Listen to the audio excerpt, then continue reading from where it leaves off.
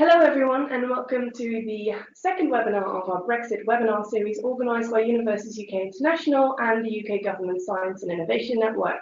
These webinars are for anyone working in European higher education and research programmes, so they're not just focused at a UK audience but also very much at a European audience. With these webinars, we aim to keep you up to date on everything related to Brexit and anything and the consequences and the implications for higher education and research, in the UK but across the EU as well. I'm Anna Jansa, I'm the Head of European Engagement here at Universities UK International, and today with me is sitting next to me Peter Mason, who is our Policy Manager for Europe on Research and Innovation, and we are joined today by Nikita Lewis, who is the Erasmus Plus Programme Lead at the British Council. Peter and Nikita will both be presenting today. For the Q&A section of our webinar later on, we will also be joined by Chris Bradley, who is the Regional Director of Europe for the Science and Innovation Network, whom some of you may recognise from our very first webinar, and Inga Benner, who's the Deputy Director of UPRO, the UK Research Office in Brussels. The programme of today's webinar is slightly different than what we had hoped to give you. We had hoped that by now we'd have a deal and we'd be able to discuss that deal at length with you, with all the consequences for our sector. However, we don't have a deal yet and we have to wait a little bit longer. So what we'll do today is first restate a little bit what we discussed in the very first webinar, the main messages that still hold, and anyone interested in a detailed running through of everything that has happened in the Brexit negotiations and which is relevant for our sector, I do encourage you to view the very first webinar. So after a bit of a restating of the main key messages, I will also briefly go into the October European Council Summit, the one that we hoped would have brought us a deal. And after that, Peter will discuss the new Horizon Europe programme proposal and just give you a little bit of lay of the land, what the proposal looks like, what is the legislative process, and any Brexit issues that might relate to the UK and this programme. After his presentation, Nikita will do a similar presentation, but then for Erasmus, what the new proposal looks like and what the process is that it's now going through. During the webinar, the audience can submit questions, and at the end of the webinar, we've got a couple of minutes to answer any questions you may have. So just as a little recap for those who weren't there for the first time, Universities UK is the collective voice of 137 universities in England, Scotland, Wales and Northern Ireland. Our core purpose is to maximise universities' impact for students and both the public, both globally and nationally, of course. My team, Team Europe, works mainly on Brexit at the moment, and we work with our members, the university, but the government as well in the sector to really flesh out what the implications are for Brexit for our sector and how to make the most of it for our sector. So as I said, Universities UK International organises these webinars with the Science and Innovation Network. They promote international science and innovation engagement, and they're located across the EU. They work closely with stakeholders such as ourselves, also providing us and our networks with information and just the latest information on Brexit for science and innovation. So just a little recap of the main messages of our last webinar. So what holds at the moment and what will hold until we have a deal and then it will be finalised is that the UK can participate fully in Horizon 2020 and Erasmus Plus until the end. Why? Because the UK and the EU have agreed that the UK will pay into the current running budget of the EU, which means that we will be acting as if we're still a member state in Horizon 2020 and Erasmus. So basically nothing changes there in the way we can participate in these programs. Then, in case of a no deal, what the UK government did was to guarantee the UK participation in Horizon 2020 and Erasmus by issuing the financial guarantee, or the underwrite as they call it. And basically what it means is that any projects already up and running right now in Horizon 2020 and Erasmus will be financially underwritten by the UK government, and also any proposals that will be submitted before the exit date and approved after the exit date will be covered by the underwrite. Another thing the UK government did was extend the underwrite, which means that UK participants, in case there is no deal and we become a third country, the UK participants can still participate in these programs, in the bits and pieces of the programs that are open for third country participation. And then the UK government will underwrite that financially. So on Horizon Europe and Erasmus, the UK government has said on several occasions and also published it in their white paper last July that they want to negotiate full access to these programs. and that is very positive. On student fees, we can tell you that EU students wanting to study in the UK starting the coming academic year, so 2019-2020, will be eligible for home fee status, and that is for the duration of their entire course. And we are asking the government to extend that to the academic year 2020-2021. Why? Because that is still in the implementation period. And our reasoning is that everything should stay the same during that implementation period. So anyone coming to study here during that time should have eligibility for home fee status as well. And we're hoping that the government will make an announcement about that more along the line somewhere in the spring. And then on citizen rights, anyone who moves to the UK before the 1st of January 2021 will have the same rights and responsibilities under EU citizenship as they do right now. So anyone who's already lived here for 5 years can automatically apply for settled status, and anyone who hasn't lived here yet for 5 years can build up those 5 years and then apply for settled status. So really quickly, what we want as a sector going through these Brexit negotiations, and this can't be a surprise to any of you listening, we've got 2 strands of work, the UK-EU relationship and the domestic policy reform. And with the UK-EU relationship, we want full association to Horizon Europe, access to Erasmus, continued mutual recognition of professional qualification, and also where possible, continuation with the European Investment Bank. Then on the domestic side, we want an immigration system that allows us to attract global talent with minimal barriers. We want enhanced support for international research collaboration, also outward student mobility, because we're not very good at that yet. We want to continue our regulatory standards, meaning with the EU, meaning that our researchers can continue to work with EU researchers.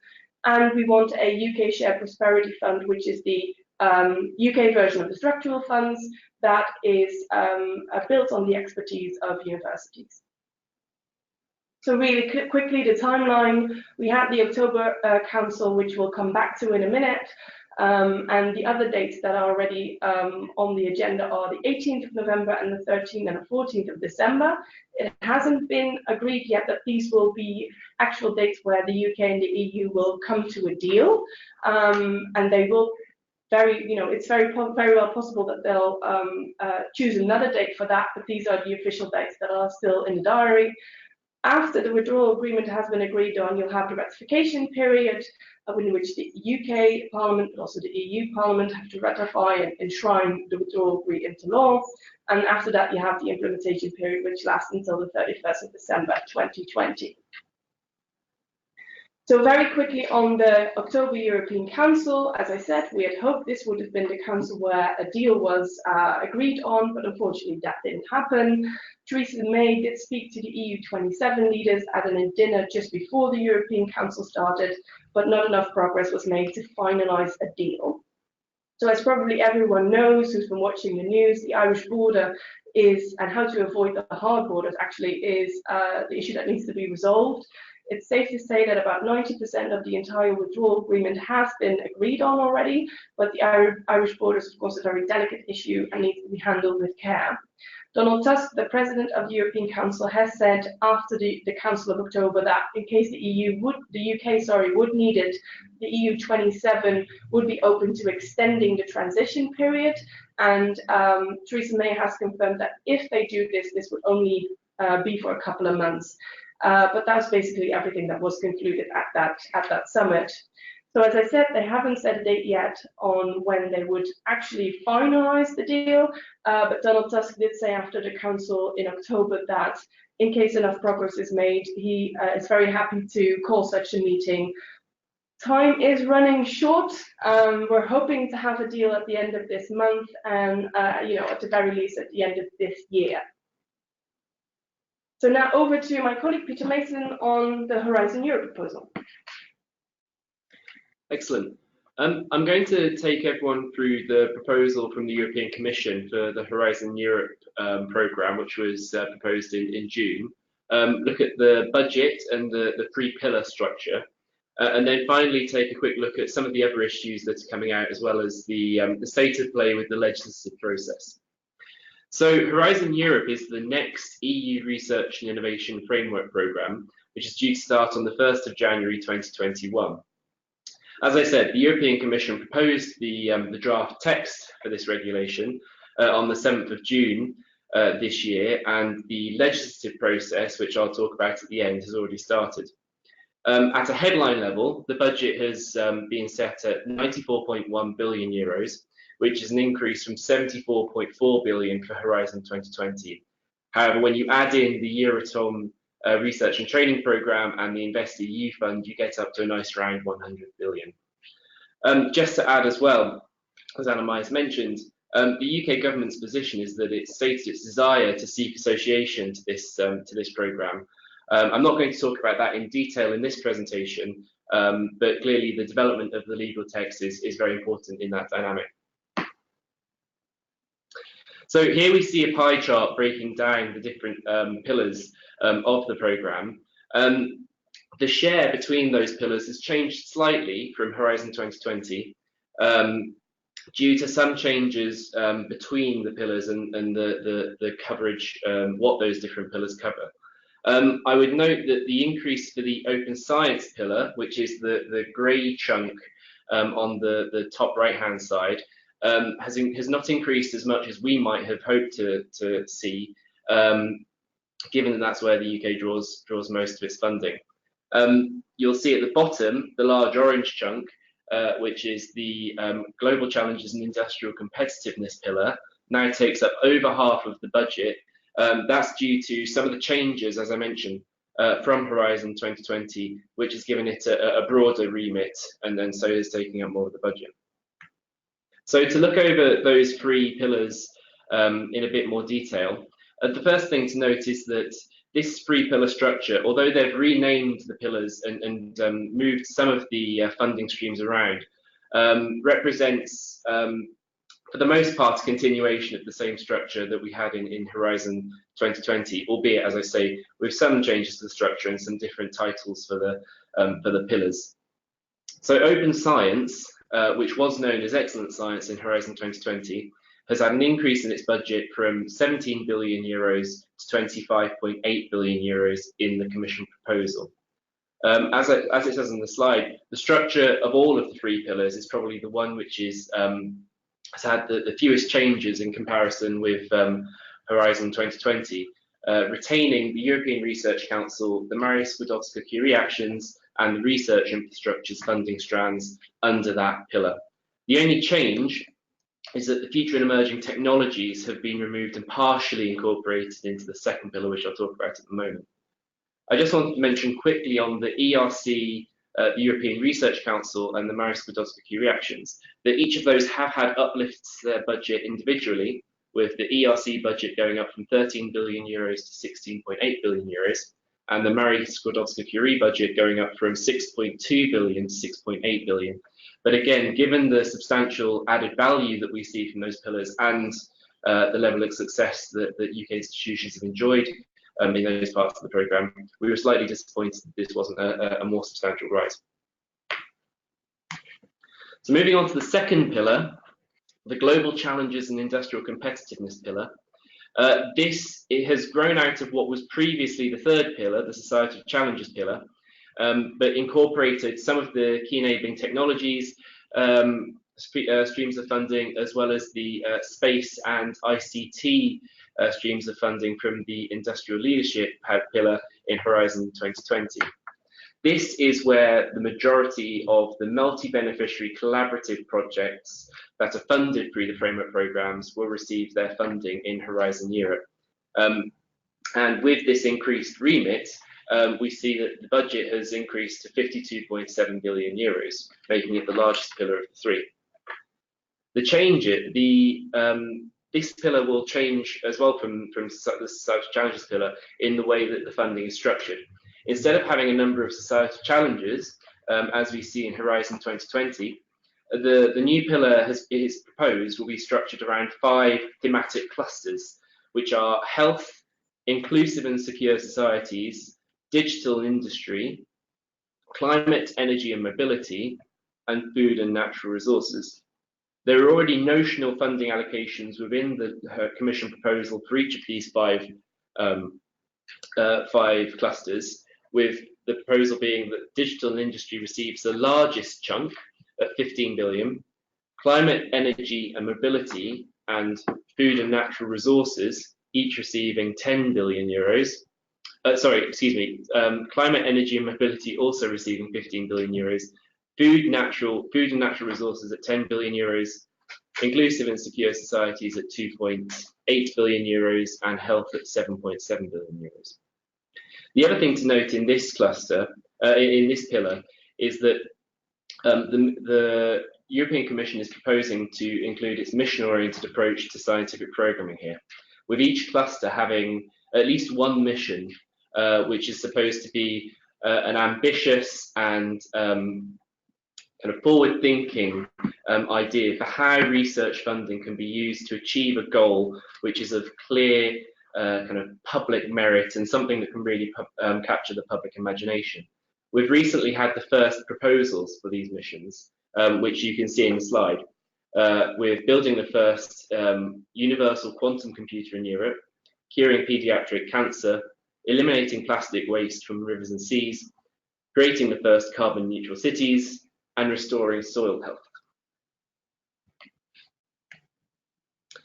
So the third pillar is the new open innovation pillar.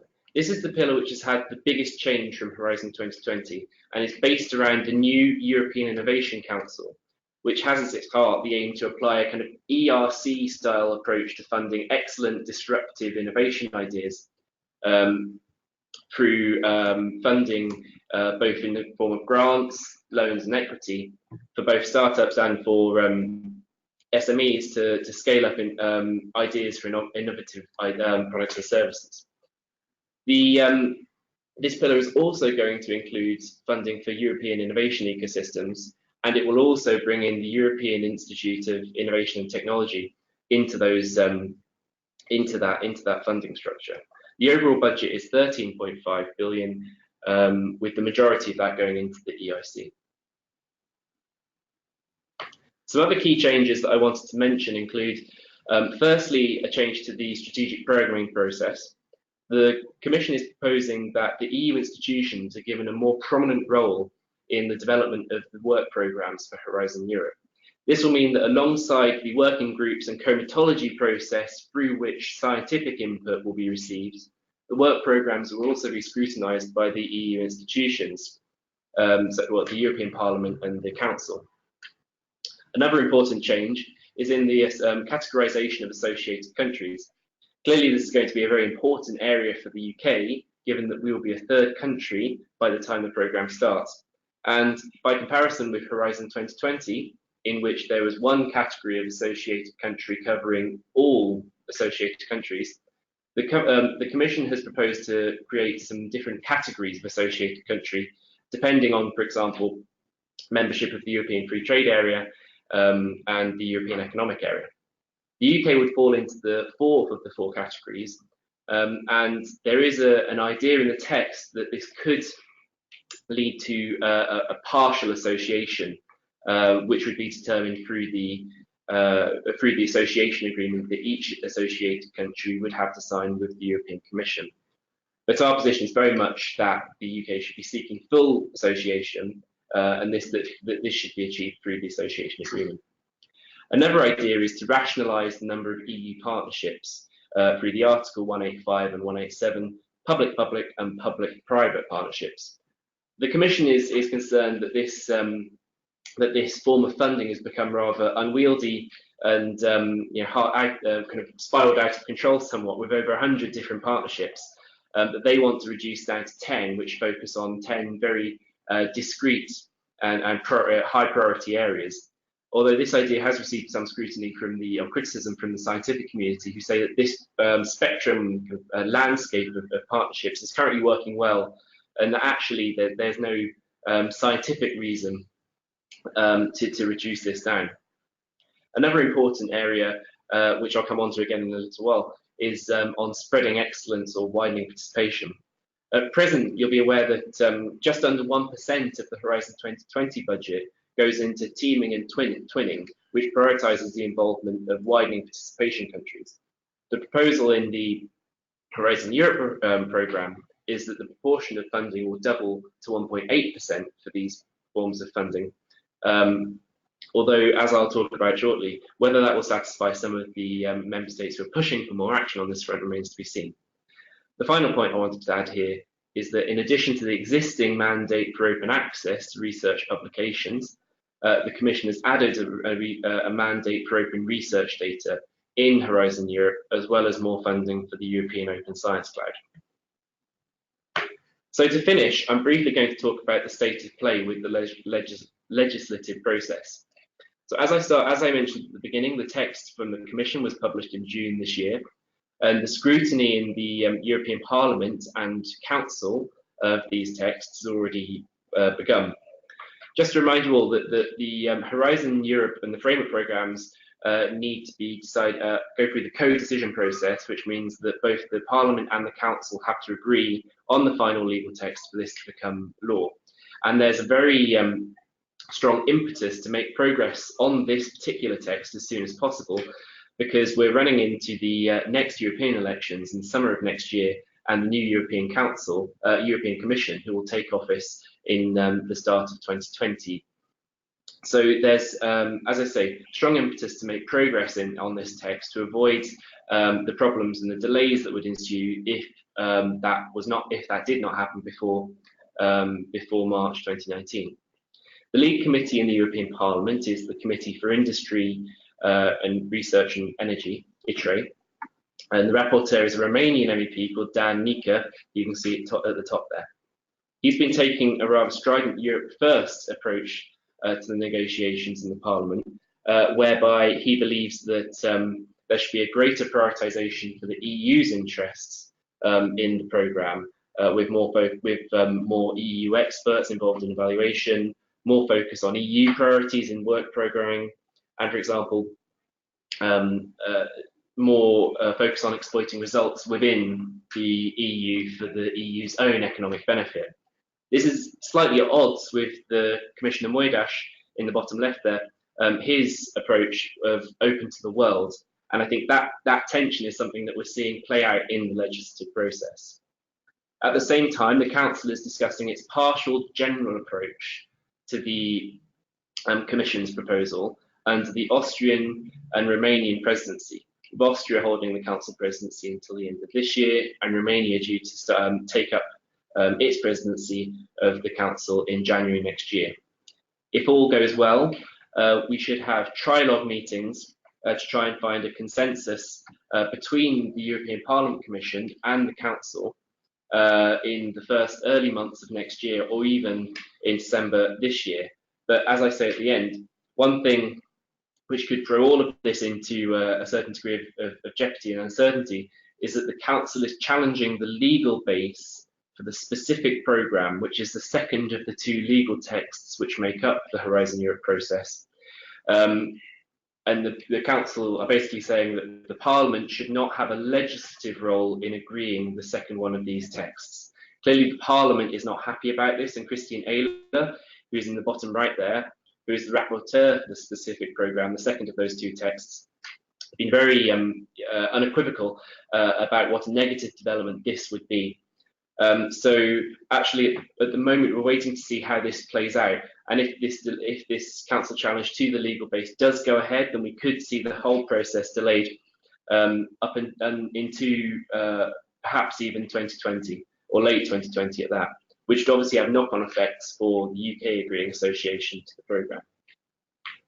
That's everything I had to say on Horizon Europe, but I think there's time for questions at the end. Yes, there is. Thank you so much, Peter. And we'll now switch to Nikita Lewis, who will do a similar presentation, but then on Erasmus, what the proposal includes and where it stands right now.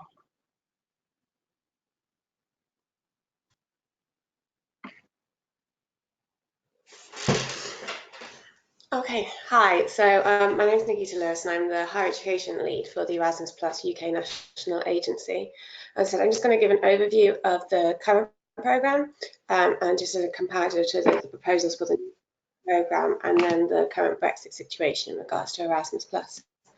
So for those of you who might not be so familiar with the current programme, Erasmus Plus is the European Union funded programme for education, training, youth and sport, and it actually covers 6 sectors. So it's not just HE, it covers those that are on the screen. and it aims to modernise education, training and youth work across Europe. The programme's been running for 30 years, so since 1987, so actually it's in its 31st year now, and has enabled over 9 million people to study, train, volunteer and gain professional experience abroad in that time. The UK was one of the founding members of the Erasmus Plus programme, and in 1987 we sent just under 1,000 UK higher education students to 10 different countries. In 2017 we'll have sent over 40,000 UK participants to over 32 countries. That's the 32 programme countries, which I'll come to later, and the other partner countries around the world, so it'll be a much higher number of countries. So for HE in particular, in that 30 years, it's estimated that over 300,000 HE students have benefited from the programme. Now, the 7-year cycle that we're on at the moment, the 2014-2020 as part of the MFF, has a budget of 16.5 billion euros, and that in and of itself is 40% higher than in the previous programme, of which the UK is estimated to receive about 1 billion euros. And the higher education sector is the biggest beneficiary of the funding. Now, the current structure looks like this, and it's structured around 5 actions. So key action 1 is mobility of individuals. Key action 2 are projects for cooperation, for innovation and exchange of good practice. Key action 3 is support for policy reform. Jean Monnet is funding for studies into European integration in higher education, and then we also have a key action 5 which looks at the world of sport. And the actions are administered both by UK National Agency or by the Commission, and it depends which individual type of funding stream. So some of those mean that you apply directly with the European Commission and they grant the awards to the institutions, whereas some of those are the national agency. Now for HE, it's much bigger than a lot of people think, and actually all of these actions apply specifically to higher education. So key action 1 for the HE student staff mobility and international credit mobility and strategic partnerships, the ones that are coordinated by the UK National Agency. Between 2014 and 2017, UK HEIs have been involved in projects worth over 530 million of these types. And for example, with the strategic partnerships that are on there, the UK was involved in 35% of all strategic partnerships that have been running throughout the programme. So as you can see, it's much larger than mobility, and the projects funded have an impact at local, national and international level. Several UK coordinating projects have been nominated or received awards for their work as well. Now, the current programme has programme countries, so there's the EU member states, EEA, Turkey, Macedonia, and also from the 1st of January next year, it will also include Serbia, but also has the ability for countries around the rest of the world to participate in the programme, and that depends on the different actions. So from that list before, you see international credit mobility, so that's mobility to outside of the programme countries, also capacity building, Jean Monnet, but not every action is open to countries that aren't full programme countries. Now the future programme, which is what we're discussing today, has been proposed on the 30th of May. The European Commission adopted its proposal for the successor programme, which they entitled Erasmus, so they're losing the plus is the proposal, and these proposals have been welcomed by the UK government. For the next long-term budget, the European Commission is proposing to double the funding for Erasmus to 30 billion, and that's just the programme budget. We'll also have an additional international budget there. So when you saw before it was 16.5, that's because some of that money is actually coming from a separate non-Erasmus legal instrument. Then they're also looking to triple the number of mobilities using that funding.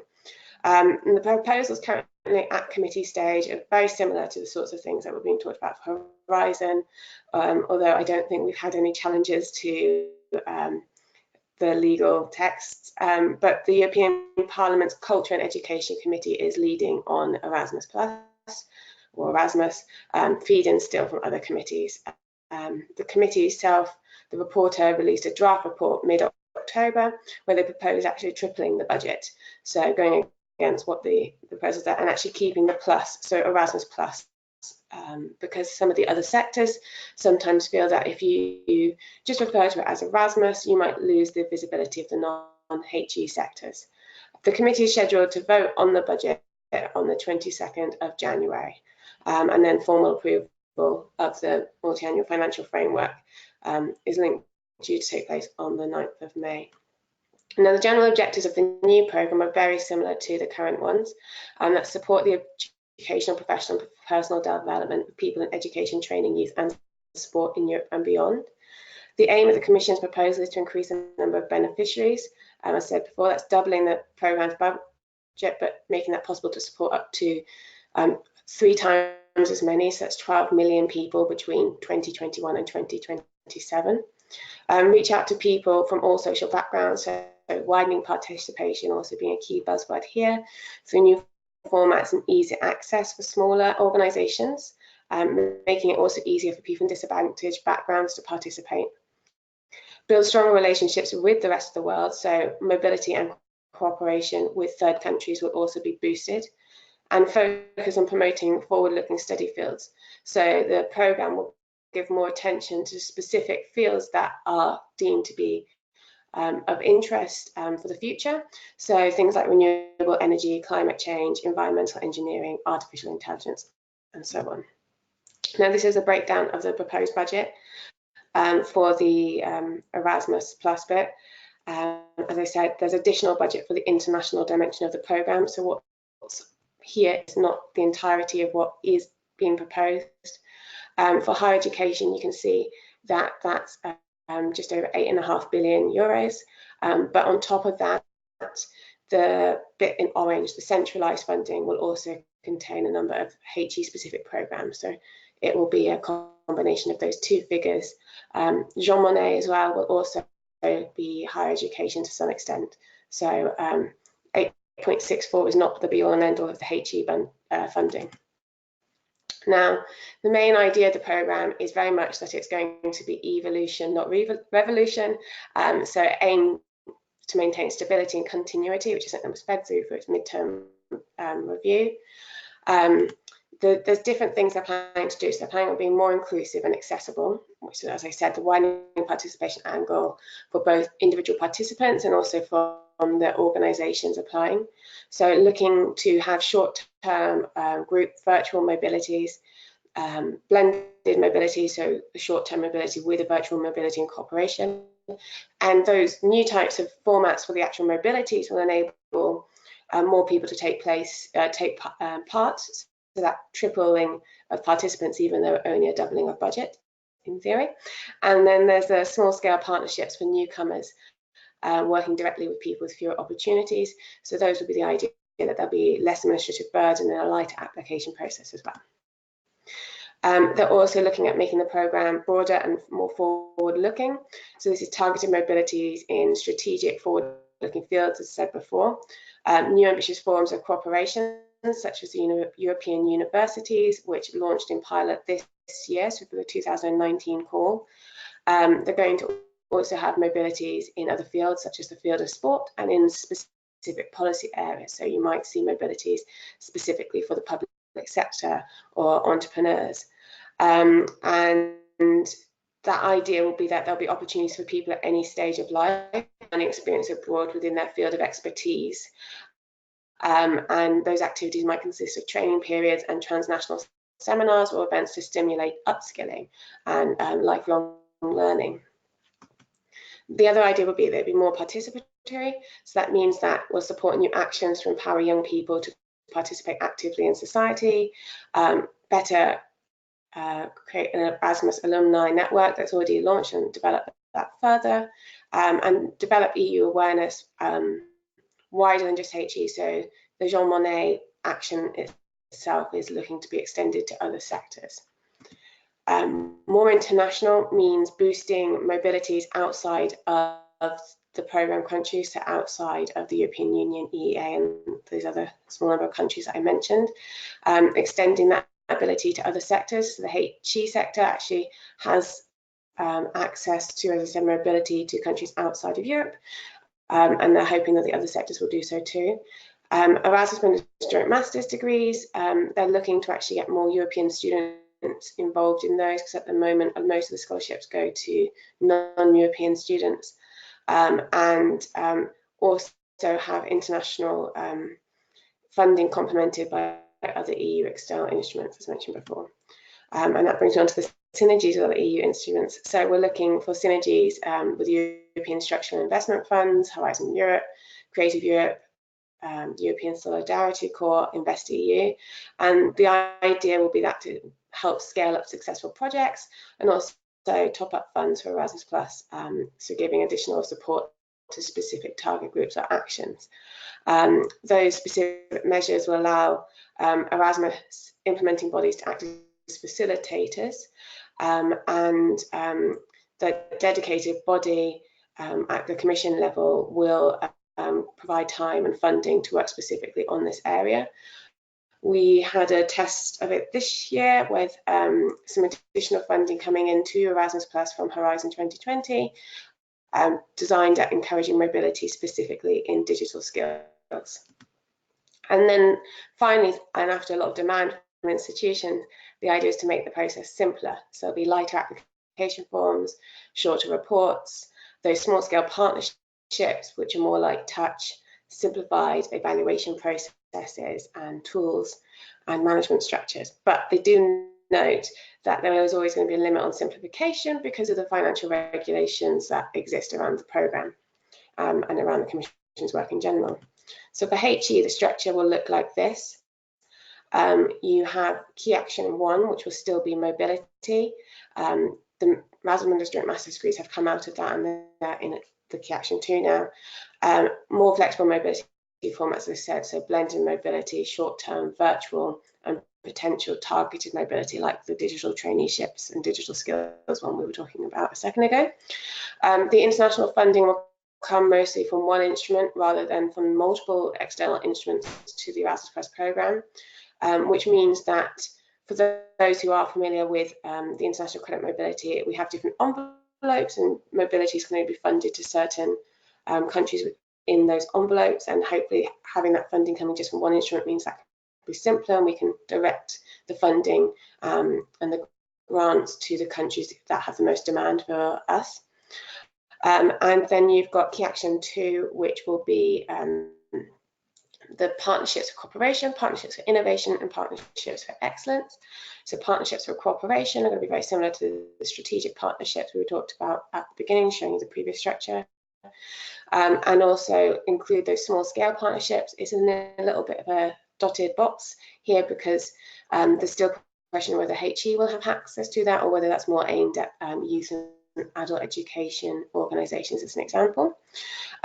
You'll also have the focus of these partnerships to be the increasing the quality and relevance of activities and develop and reinforce that networks of partners, increasing their capacity to operate internationally, and sharing good practice and that capacity building idea.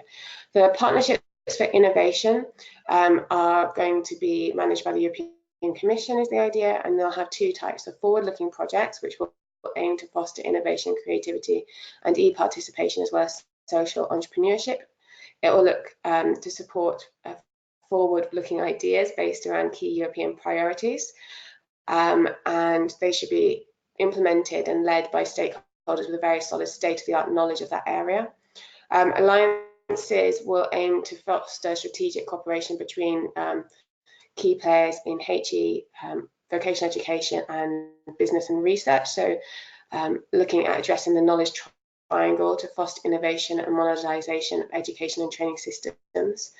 And then you've got partnerships for excellence, which are the European universities, which have been launched this year, which are going to be really intensive forms of cooperation with the idea of joined up strategies between those universities and with students and staff being able to move between campuses. And the Erasmus Mundus, so those are the joint master's degrees.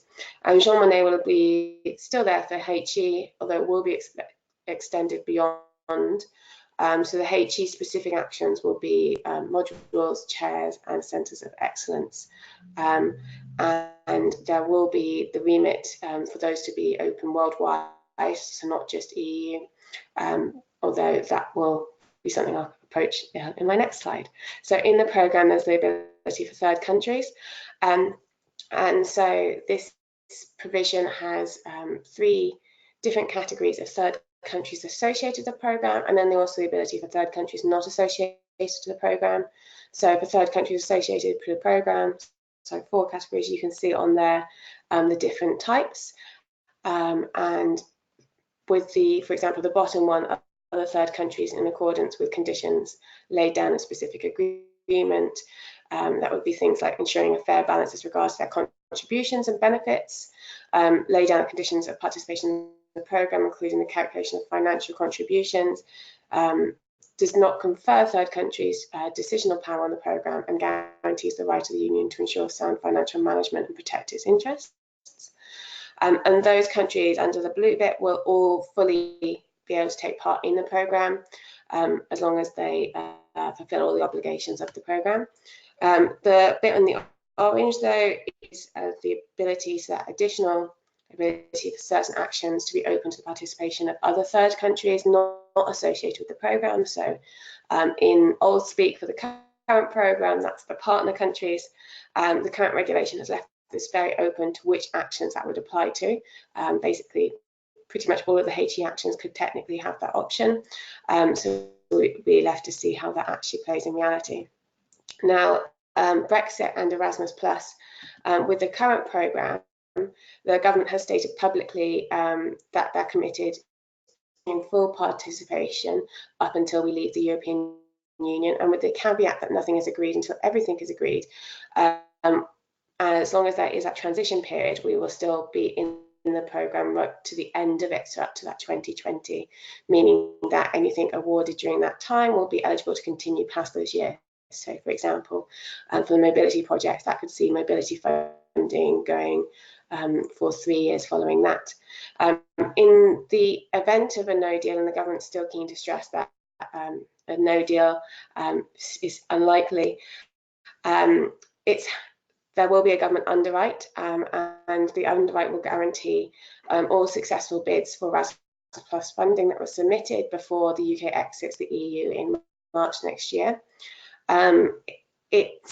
The government has produced a technical notice, and the description of how that works currently is in there, but it will be something that the government is currently working on and is taking steps to work out how that would work in reality, in discussion with other member states and key institutions if a no deal scenario is to go ahead. But with the future programme, the call for the future programme, when it came out, the government was very clear that it wants to continue to be part of the Erasmus Plus programme, and in the white paper on the future relationship, it states that the UK and the EU should continue to give young people and students the chance to benefit from each other's world-leading universities, including cultural exchanges. And you can see here the Minister's statement in a backbench debate about the programme as well. And that's the end of my presentation.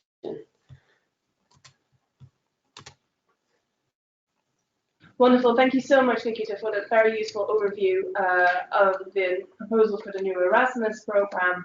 And let's just open the floor for questions. And let me just pull up the questions. Just get that over here. Could I ask Nikita, so this one is for you, Nikita, a little more about the European University Initiative, specifically the prospect for UK partners joining these networks. My sense, purely anecdotal, from EU-based partners in the UK, is that UK participation is not being encouraged, ? I suppose that this is the ultimate dependent on the type of association status the UK negotiates. Thanks. Okay, so I would say on that the current scheme, so the European Universities Initiative, as launched in pilot for the 2019 call, is open to all programme countries to apply, so that includes the UK. So the UK is perfectly able to apply to take part in those. And the pilot itself, just for those who aren't familiar with it, aims to support HIs in going beyond existing cooperation models and gradually achieving long-term ambitious future for European universities set out by the European Council. So promoting common European values and reaching substantial leap in quality, performance, attractiveness and international competitiveness of European higher education institutions. The current role is that they have to be made up of 3 higher education institutions, not necessarily universities, from at least 3 programme countries. And as the current call stands, we are currently a programme country. Now, if we go ahead and we have the transition period, we'll also be a current programme country for the duration of these pilot calls, the 2019 call, and also those that would be piloted in 2020 as well. So that there's no problem with that aspect at all. The UK is fully entitled, just like Norway would be entitled to participate in them too. In the case of a no-deal scenario, that's where it gets a little bit trickier, and this is where the government underwrite would come into play. So the government would underwrite the financial backing of the UK participating in the project, but there would need to be that ongoing discussion that the government would have to have with the EU member states, and also potentially one-to-one with the project about how the UK continue partnering in it. Thank you, Nikita. Another question. UK researchers have to submit their information on the UKRI portal. How is that going? This is maybe something for Inga in Brussels. Could you take that question? Yes. So maybe just to give a bit of context, there's been in early September, UKRI launched a call for UK beneficiaries of Horizon 2020 funding to log their data on a portal that's now live and that is will stay open over the coming months. This is a measure that's being taken to take into account all eventualities. So as we stressed in the beginning, all work is still kind of going towards concluding the withdrawal agreement, of course, in which case nothing would change for Horizon 2020. However, this portal has been designed in case the UK has to implement the underwrite guarantee, with which they're underwriting all projects submitted before the UK exits. The second guarantee, I think we discussed in the beginning as well, extension to this guarantee for projects submitted after that date. But this data collection is specifically for the moment being for the projects that will be live on the 29th of March, ongoing projects.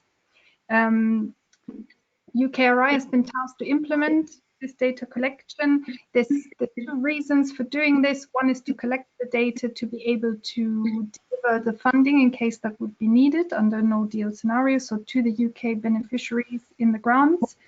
But it's also a communication tool, so to make sure that UKRI can get in touch with those who are currently holding Horizon 2020 grants easily and inform them of the steps.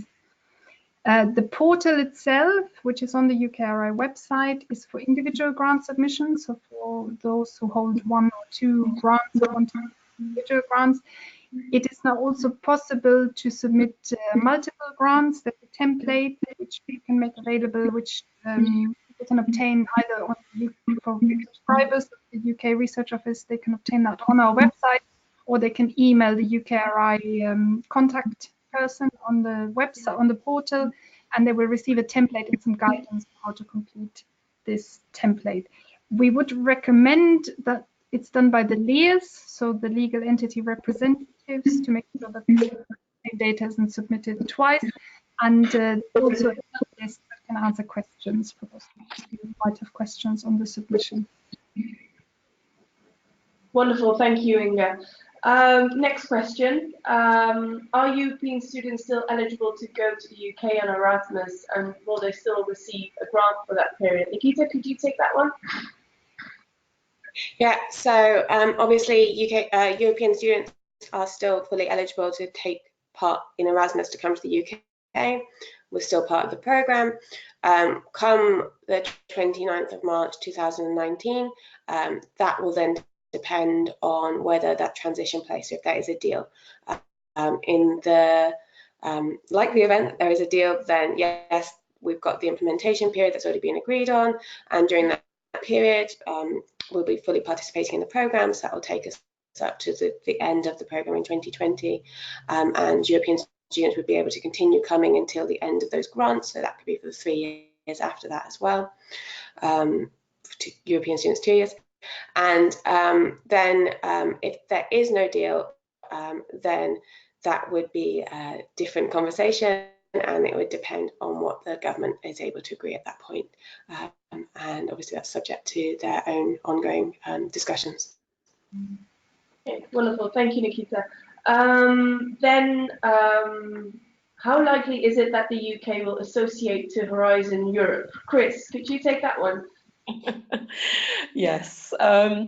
In the absence of a crystal ball, what I can say is that it's clear that there's a number of stages that still have to be gone through in terms of both developing the programme and the negotiation and agreement on the shape of a future partnership for the UK and EU.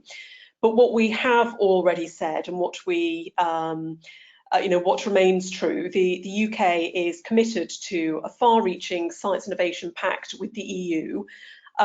We've put this on the table for quite a long time. We've underlined it in the white paper. It's part of the proposals in a slide pack published by the UK negotiation team, intended to inform the discussions in Brussels. And part of this pact, it's very clear that we want to explore full association to excellence-based European science innovation programmes, including Horizon Europe, Euratom R&T, and a range of others. Now, we understand that such an association would involve an appropriate level of UK financial contribution. And we link this to a suitable level of influence in line with the contribution and the benefit the UK brings.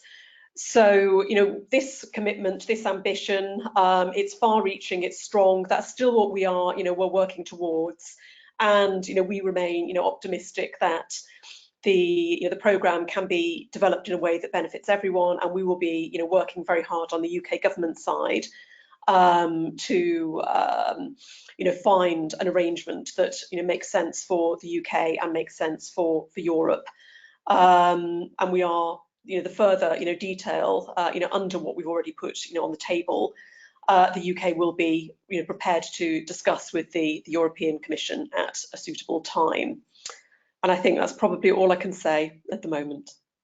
Wonderful, thank you, Chris. Okay, last question then. When will we know if or whether the UK will participate in the next Erasmus programme? Well, I can answer this one because the answer goes also for the Horizon Europe programme, namely that one of the reasons why we don't already have, a go-ahead from either side is because, as Peter and Nikita both explained, is that both programmes are still being, the proposals are still being finalised. So the programmes themselves aren't in existence yet, and we can't already agree to associate to something if you don't know the terms of association and if you don't know how the programs will look like. And this doesn't just go for us, this goes for every associated country to both programs. So it's a matter of the programs being finalized so that we know what they exactly look like and what the terms of associations to both are, and then B, for the UK government and the EU to negotiate access to these programs. As I said during the last webinar, but this is new for us, so it's a bit scary for the UK to do this, but many countries have done it time and time before we have, so if they can do it, we can do it as well. But it's really a matter of those programs first being finalized and then to negotiate access to them, so that it's not something that we'll know in the coming months. You want to add something to that, Peter? No? Wonderful. Then I would like to thank everyone for tuning in to the webinar, and I would like to thank our speakers. Chris and Inga, thank you very much for tuning in just for the Q&A. Very, very much appreciated. And Nikita, thank you so much for that very useful overview of Erasmus, and Peter for Horizon Europe. The next webinar, we don't have a date yet, but it will be early January, so keep tabs on our social media, the SIN Network social media, and our website for any updates. Anyone listening now will get an email with the link of the current webinar, but also for reference, the first webinar, if you like to have a more detailed overview again of what we discussed then. And let's hope that in the next webinar in about 2 months, we'll be able to really run through the deal, what we then hopefully have, and give you some more, assurances and certainties about what's going to happen. So thank you very much for tuning in, and see you in a month or two.